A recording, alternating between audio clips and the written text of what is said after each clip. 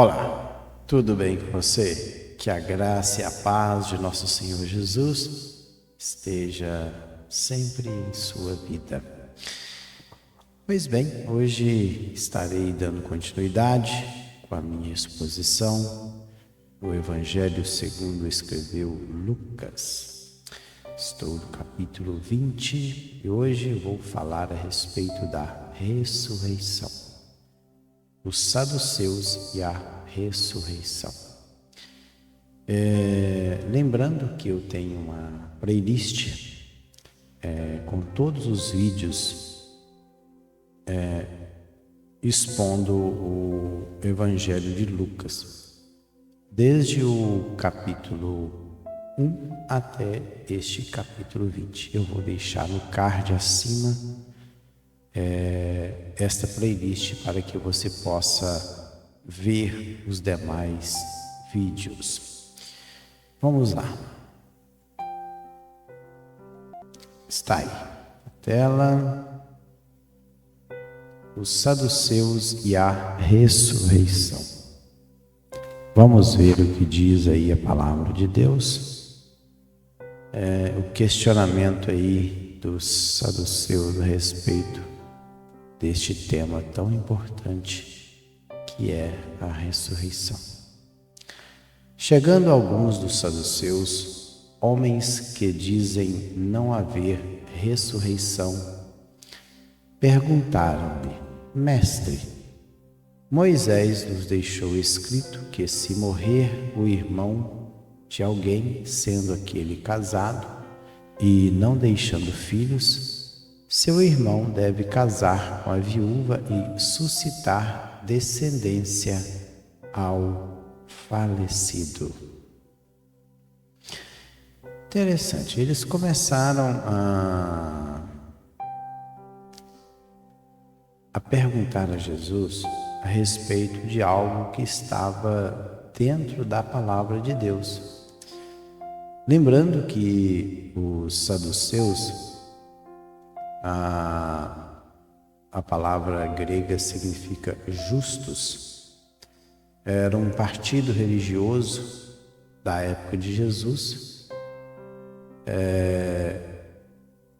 que eles observavam realmente a lei. Eles negavam a lei oral dos israelitas e eles criam somente na lei escrita. E eles negavam as seguintes doutrinas: a ressurreição do corpo, a imortalidade da alma, a existência de espíritos e anjos, negavam também a predestinação divina. Eles defendiam o livre-arbítrio. Interessante aí o que eles negavam: ressurreição do corpo, imortalidade da alma, existência de espíritos e anjos, e também eles negavam a predestinação divina, afirmavam sempre o livre-arbítrio. Esses eram os saduceus, era um partido religioso aí da época de Jesus. Por isso que eles, como eles afirmavam e criam somente na lei escrita, eles foram perguntar para Jesus a respeito do levirato. Essa lei está lá em Deuteronômio 25:5, que diz o seguinte: quando alguns irmãos ou irmãos morarem juntos e algum deles morrer e não tiver filho, então a mulher do defunto não se casará com um homem estranho de fora. Seu cunhado entrará a ela e a tomará por mulher e fará a obrigação de cunhado para com ela. Está lá em Deuteronômio. Eles usaram um texto que o próprio Senhor Jesus já conhecia, que é esta lei estabelecida por Moisés no Antigo Testamento. Baseada então nesta lei, que estava escrita, registrada, e Jesus tinha conhecimento, eles perguntaram a ele a respeito de algo. E ele diz o seguinte: ora, havia 7 irmãos. O primeiro casou e morreu sem filhos. Então ele estava embasado em um texto da Bíblia, que é a lei do levirato. Baseado nisto, eles relataram algo que aconteceu. Eles disseram que haviam 7 irmãos, o primeiro casou e morreu sem filhos. O segundo e o terceiro também desposaram a viúva. Igualmente, os 7 não tiveram filhos e morreram. Por fim, morreu também a mulher. Então, veja que a mulher, ela foi desposada por 7 homens. Então, ela, ao longo da sua vida, ela possuiu 7 maridos. Cada um, morria um, ela desposava o próximo, era desposada pelo próximo. Morria o outro, ela era desposada pelo próximo, e assim sucessivamente até completar os 7. Então, na verdade, aí ela possuiu 7 maridos ao longo da sua vida, e depois ela morreu. Baseado neste relato, eles fizeram uma pergunta para Jesus: esta mulher, pois, no dia da ressurreição, de qual deles será esposa? Porque os 7 a desposaram. Interessante. Eles acharam que ia pegar Jesus em alguma coisa. Eles não sabiam com quem estava lidando. Eles não tinham ciência quem era Jesus. Baseado nisso, eles falaram, no dia da ressurreição. Por que eles perguntaram? Porque eles realmente não criam na ressurreição. Como eles não criam na ressurreição, eles queriam pegar Jesus em alguma coisa. E eles disseram: de quem? Porque os 7 a desposaram. No dia da ressurreição, de qual deles será esposa? E aí vem a resposta de Jesus. Olha só. Então lhes acrescentou Jesus: os filhos deste mundo casam e dão-se em casamento. Mundo aqui, aion, não é cosmos. Poderia ser traduzido também os filhos deste tempo, desta era, desse período.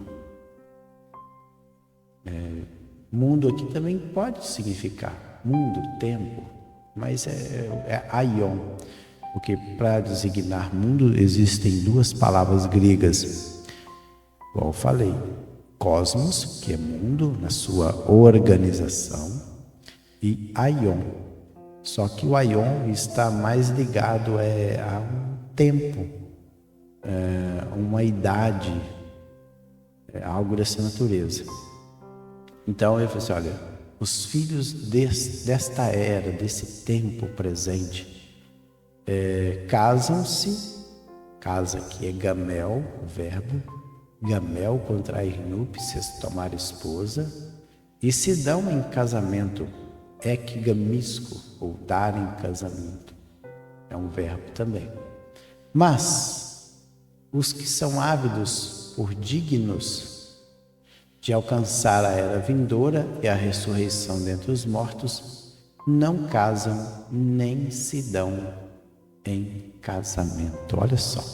Mas os que são ávidos por dignos aí é ser considerado a alcançar a era vindoura. Aí interessante que no verso anterior, aion, esse substantivo masculino, ele foi traduzido por mundo.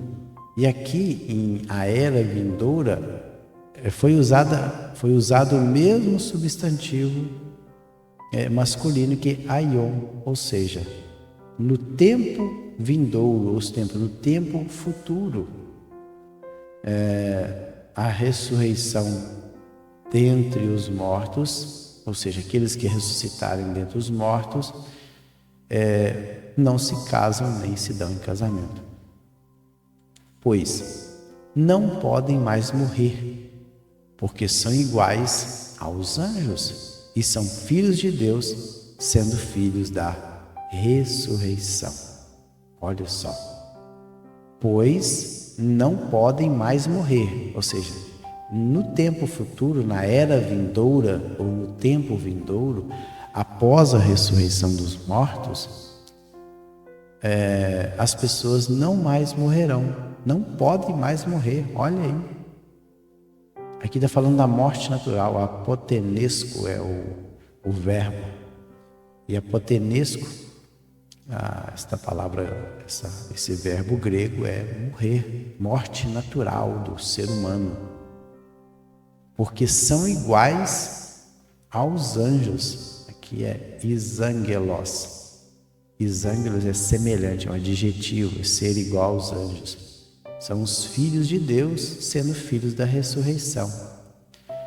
E ele continua. Olha só o que Jesus diz aí. E que os mortos hão de ressuscitar, Moisés o indicou no trecho referente à sarça. Olha, e que os mortos hão de ressuscitar, Moisés o indicou no trecho referente à sarça, quando chama ao Senhor, o Deus de Abraão, o Deus de Isaque, o Deus de Jacó. Isso está lá em Êxodo, capítulo 3, versículo 6. Então eles usaram um texto de Deuteronômio, do Pentateuco, para questionar Jesus a respeito da lei do levirato. E Jesus, ele responde também a pergunta dos saduceus com base em outro texto que está também no Pentateuco, que está lá em livro de Êxodo, que diz o seguinte: disse mais, quando Deus aparece ali para Moisés no meio daquela sarça no Horebe, monte de Deus, ele aparece, aquela visão maravilhosa, a sarça ardia, mas ela não se consumia, e diante daquela visão magnífica que Moisés teve, o fato dela arder e não se consumir, isso chamou muito a atenção de Moisés. E o Senhor, ele fala para Moisés ali de dentro daquela visão maravilhosa. Disse mais: eu sou o Deus de teu pai. Olha só, o Deus de Abraão, o Deus de Isaque e o Deus de Jacó. E Moisés encobriu o seu rosto, porque temeu olhar para Deus. Veja bem que aqui, quando o Senhor Deus fala para Moisés, ele não diz: eu era o Deus de teu pai. O pai ali fala dos antepassados de Moisés, referente a Abraão. Abraão já tinha morrido há muitos anos, aí 500 anos ou mais, provavelmente. Isaac também, Jacó já tinha morrido. Jacó desceu para o Egito, levando a sua família, 75 pessoas desceram para o Egito. E todos eles já estavam mortos. E Deus fala: eu sou o Deus de teu pai, o Deus de Abraão, o Deus de Jacó, o Deus de Isaac. E aí Jesus, baseado nisso, na forma verbal como Deus falou para Moisés, sendo que todos estes homens já estavam na sepultura, e aí Jesus diz o seguinte: ora, Deus não é Deus de mortos, e sim de vivos, porque para Ele todos vivem. Olha só, Ora, Deus não é Deus de morte. Se eles realmente tivessem morrido e acabou, Deus ia falar: eu era o Deus de Abraão, o Deus de Isaac e o Deus de Jacó, porque eles já não existiam mais. Mas para mostrar que eles estavam, o espírito deles estavam vivos ainda na eternidade com Deus, vai assim: eu sou o Deus de Abraão. Ele começa com Deus de seus pais: eu sou o Deus de seus pais, o Deus de Abraão, o Deus de Isaac, o Deus de Jacó. E ele falou assim: olha, e Deus não é Deus de mortos, e sim de vivos, porque para ele todos vivem. Olha só, e tem um contraste aí. Para nós seres humanos aqui na Terra, os nossos entes queridos que já partiram, por exemplo, meu pai já faleceu, para mim ele está morto.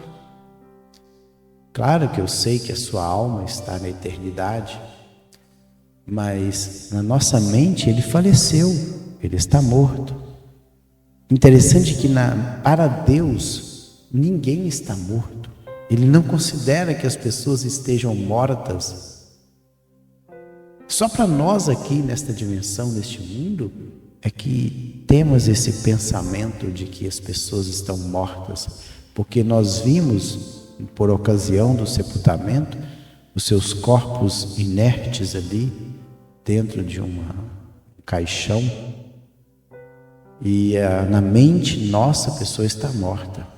Mas é interessante que para Deus todos estão vivos. O que Jesus falou: olha, Deus não é Deus de mortos, e sim de vivos, porque para Ele todos vivem. Não só Abraão, Isaac e Jacó, mas todos os homens, mesmo aqueles que partiram sem Cristo, sem Deus, como foram o caso das pessoas que morreram ali no dilúvio, todos eles estavam vivendo.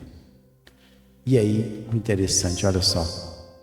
Então disseram alguns dos escribas, olha só.